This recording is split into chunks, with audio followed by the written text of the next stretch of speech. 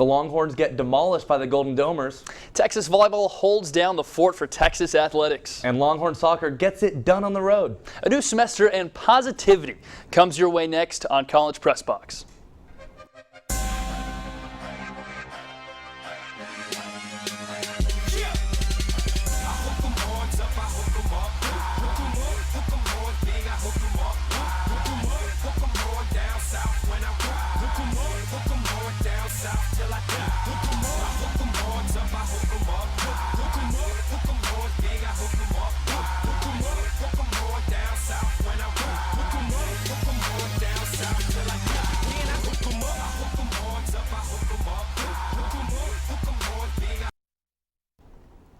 Welcome into the only sports show bringing you the action live from the University of Texas campus. We hope you recovered from the weekend. He's Caden Kinard. I'm Reese Miller. Caden is starting to recover. Maybe not there yet, though. Not quite there yet. Hopefully Texas football is a little bit farther on. All right, well, let's go ahead and see how everything went down. Two of college football's most storied programs met for the 11th time on Saturday night in prime time, with Texas taking on Notre Dame in South Bend, Indiana, looking for a tie for second all-time on the college football win list. Touchdown Jesus, show us the highlights. Charlie Strong getting ready for year two. Brian Kelly has been there for a while, both looking for a strong start to the 2015 campaign. Early in the first quarter, Texas 3-and-out. Malik Zaire over the middle. Will Fuller, who else? You will see him a lot as the game goes on. 7-0 Notre Dame. Now a handoff to the right side. That will be Josh Adams around the corner. 14 yards for the Texas score. And the Longhorns are in the hole early, 14-0.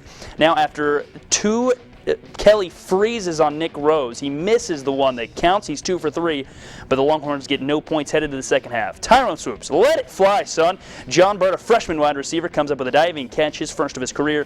For 48 yards, it sets up a 41-yard Nick Rose field goal, and the gap is down to 14. Now Malik Zaire, all day, deep bomb down the right sideline. Where is everybody? Will Fuller has it, and Notre Dame tacks on another part of the lead. Now later in the third quarter, Josh Adams again scampers 25 yards in for the score, 31-3 Notre Dame.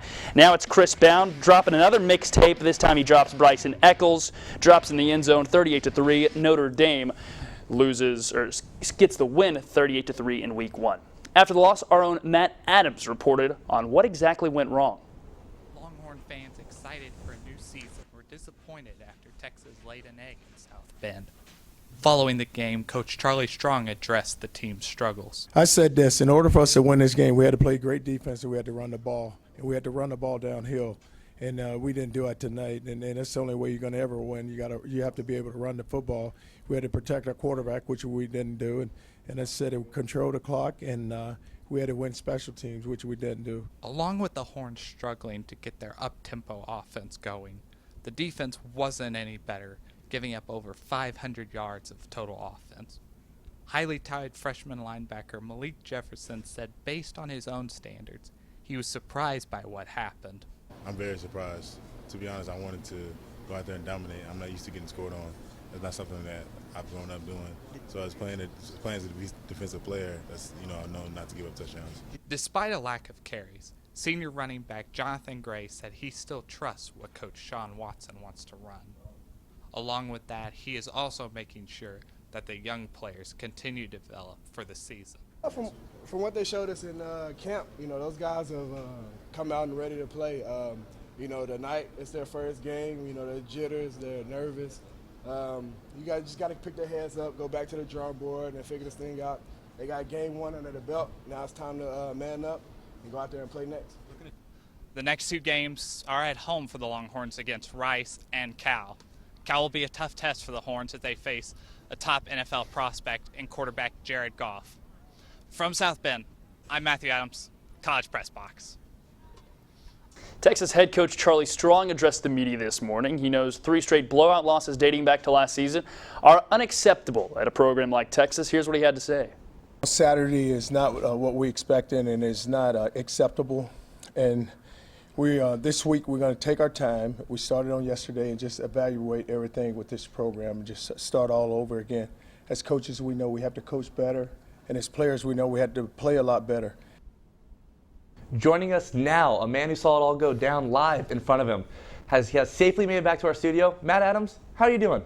Kay, I'm doing great. How about you? Doing well. So you were on the field for the historic matchup. Even with the outcome, tell us, what was the atmosphere like in South Bend? The atmosphere was incredible in South Bend. You go up there, you see all the fans tailgating. It was incredible to see so many fans from Texas come out and support, over 10,000. Even Ben Crenshaw was there to support the team. Notre Dame Stadium certainly isn't fancy, but it definitely has the aura and prestige around it that maybe even DKR doesn't have right now. Overall, unfortunate experience for Texas, but a great thing to witness, just the aura and everything surrounding Notre Dame. Well,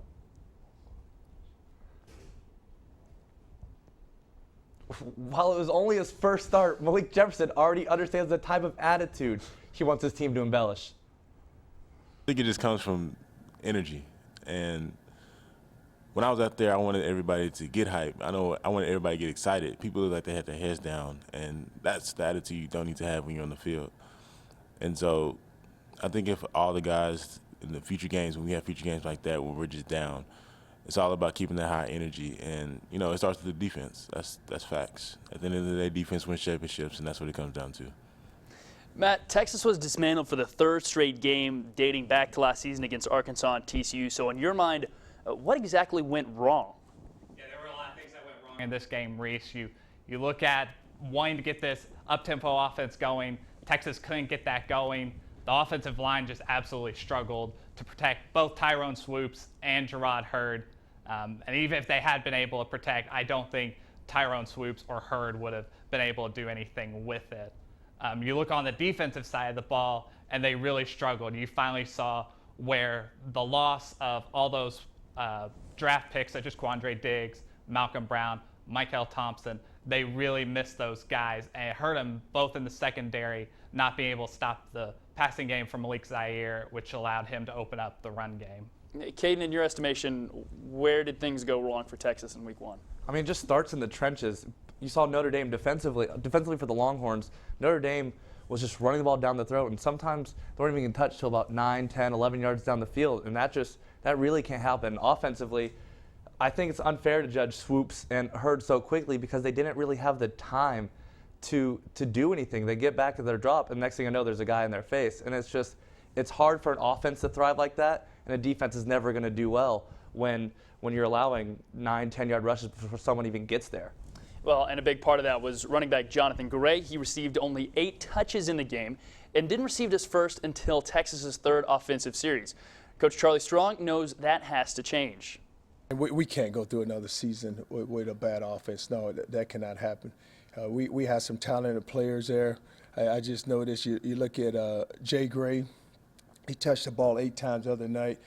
He's a back that needs the ball. The ball needs to be fed to him anywhere from 15 to 20 to 25 times. Matt, Reese, when a team loses by 35 on the road, it can be tough to find anything positive from the game. But I want you guys to do your best here and give us something positive to take away or something to look forward to. Matt, let's go to you. The freshmen such as Malik Jefferson and Chris Boyd really stood out. Malik Jefferson, he was all over the field Saturday night, gained 9 tackles there. And Chris Boyd, even though he was limited, he made a couple of really big plays on the special teams. Positive, I guess, is going forward, Texas knows that they still don't have a quarterback, unfortunately. And at this point, you can't really stick with Swoops. It doesn't look like they'll be able to rely on Gerard Hurd going forward. At this point, if Texas can, maybe they need to start looking at either Kyle Loxley or even Matthew Merrick, who's come in to Texas late in the game. Reese, what do you think they could do to improve on going forward? I guess the one positive thing is they get Rice next. So that's a positive, probably the easiest opponent left on the schedule. Besides that, I think, again, the freshmen give you something to look forward to. I thought Jay Johnson showed you a little something. 6 receptions, 45 yards for a guy who's never been really dependable at Texas. If he gives that kind of effort every week, let him drop as many mixtapes as he wants. All right, well, although the Notre Dame game didn't go well, Strong's end-of-the-season goals hasn't changed. Our goal is to win the conference championship. That's what our goal is, and so we know this. You're coming in with Rice, and then it's Cal after that. But we have to go play well, and we have to be productive. But we need to go play well, and we just when you talk about, we talk about just the alums, the fan base, everyone involved with this program. There's millions and millions of people involved with this program, and we got to give them hope, and they need to see progress. That's the great Charlie Strong, and that is the great Matt Adams. Matt, thanks as always for your insight. Thank you, Reese. Up next, volleyball hosts a tournament against 2 top 5 contenders. We've got the weekend highlights next, and we're bumping.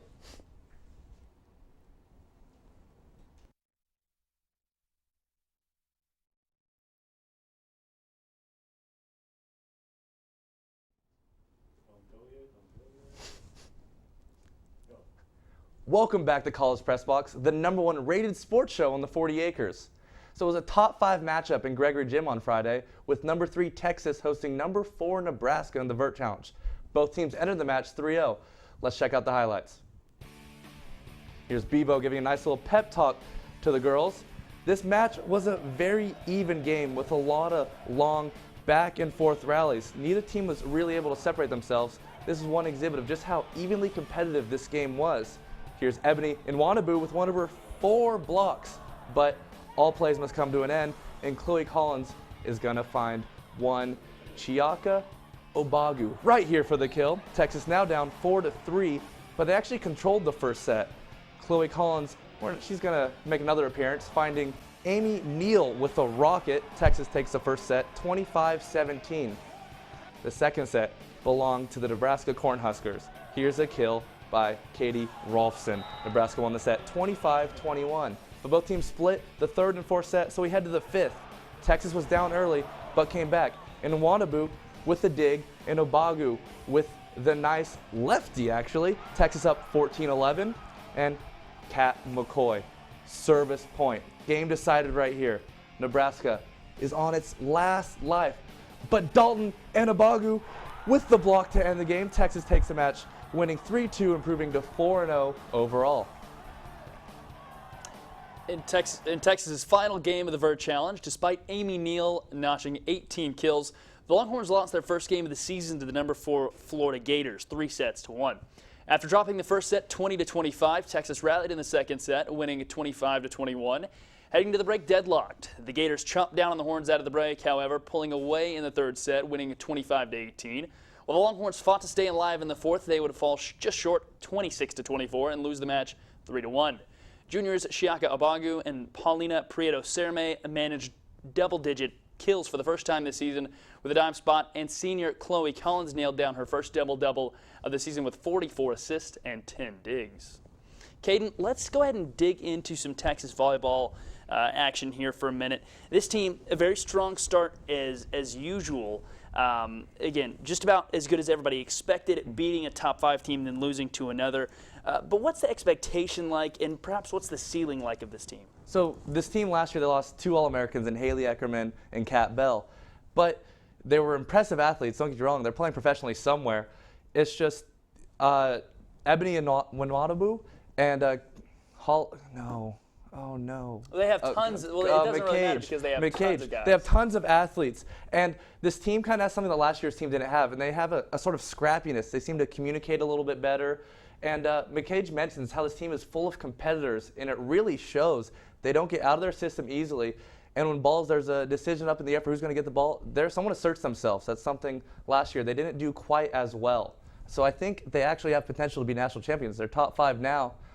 Why can't they be top 5 at the end of the year? And if you're top 5, you're hoping to win the Natty. Right. The last 2 years they finished with exiting in the Final Four, but this year Jared Elliott is always bringing in 3 5-star recruits, as you mentioned. Yeah. So excited to see how their season unfolds. When we come back, we discuss a rather successful weekend for cross country, women's golf, and soccer.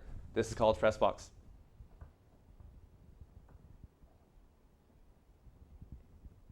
I really wanted to start it over, but I was like.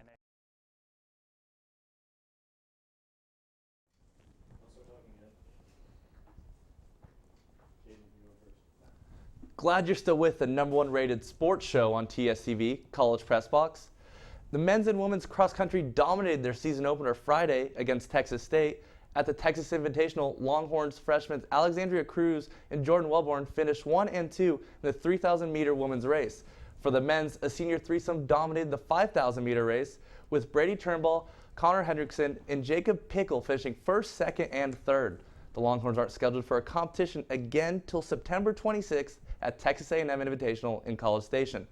Texas women's golf opened its fall season on the road in enemy territory in College Station to face the Texas A&M Aggies. In match play, the Longhorns won 6.5 to 2.5, led by senior Tazira Abe and Maddie Lutweiler. Texas continues on its fall season September 14th and 15th at the Minnesota Invitational in Minneapolis, Minnesota. Friday night, the Longhorns soccer team lost the decision 2-0 at UCSB. The Horns outshot the Gauchos 11-8, but couldn't convert any opportunities. The Gauchos took the lead at the 57th minute mark with Jessica Park scoring, and then Chauncey Shorenstein added insurance at the 86th minute. Midfielders Lindsey Meyer and Kayla Dallas led Texas with 3 shots apiece. On Sunday night, the Longhorn women's soccer team picked up one of its biggest wins in program history on the road over the number 8 UCLA Lady Bruins. Kelsey Shimmick and Alexa Adams scored goals for the Horns, while star senior goalkeeper Abby Smith notched her career high in saves with 11. Texas was outshot 21-8 on the night, yet was able to hold on. The Longhorns face Oregon State for the first of 3 straight home games at Mike Myers this Saturday at 6:30. Up next, we will tell you what to watch for this week in Longhorn sports, and a Longhorn legend takes it to Twitter. This is College Press Box.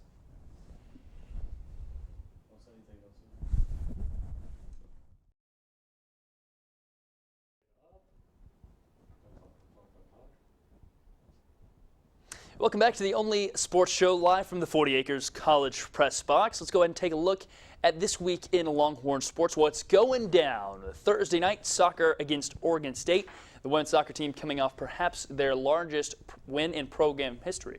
Friday, September 11th, volleyball plays UTSA at 12:30 p.m., which is on the Longhorn Network, and is a part of the Texas Classic, another tournament hosted by UT. Volleyball again, Santa Clara the same night. So again, some major volleyball action on Friday night. Again, their 3rd straight tournament at home. I guess that's what happened when you win national championships. Yeah, when you're good, you get to host tournaments. Saturday, football is playing Rice at 7 p.m. This as well is on Longhorn Network. Reese, what do you think about the game? What are your expectations? If there was ever a must-win game, it's Saturday against Rice. You got to take care of the opponents that are lesser on your schedule. Rice is that for me 100%. I don't know the last time Texas lost to Rice, probably the old Southwest Conference, but they've got to win, and they've got to win an established game. Got to show some offensive production and head into week 3 against a tough Cal opponent. It doesn't say good things about the Texas football program if a game against Rice in the second game of the season's a must-win. Yeah, it's not. Not doing well. Okay, now Sunday, soccer is playing Abilene Christian at 1 p.m. Again, featured on Longhorn Network. And volleyball, again, is playing against Colorado State on 3 p.m. Guess where? Longhorn Network.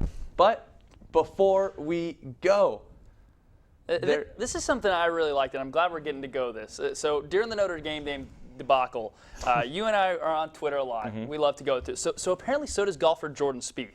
He took to Twitter to give his take on the struggling Texas offense. And remember, Jordan Spieth missed the cut a few weeks ago.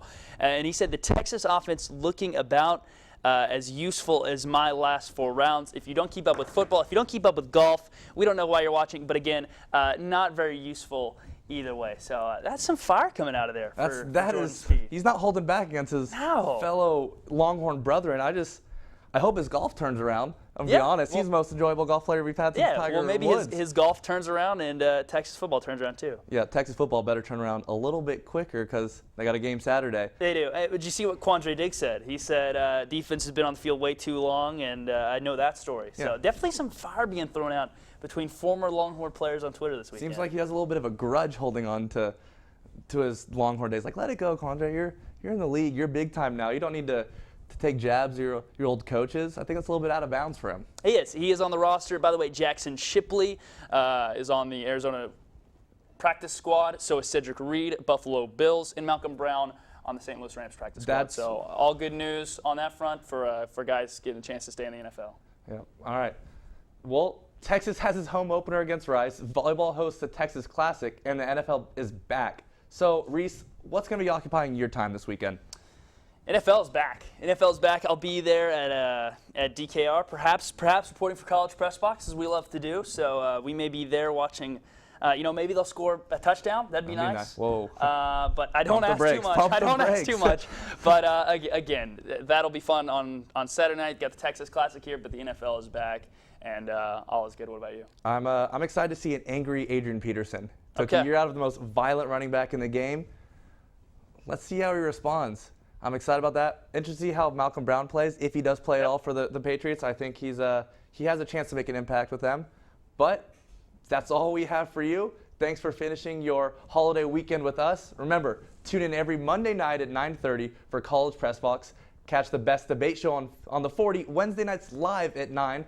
Follow us on Twitter at College Press Box and at College XFire. Thanks to everyone in studio, Master Control. Until next week, he's Reese Miller. I'm Caden Kinard, and good night from Austin.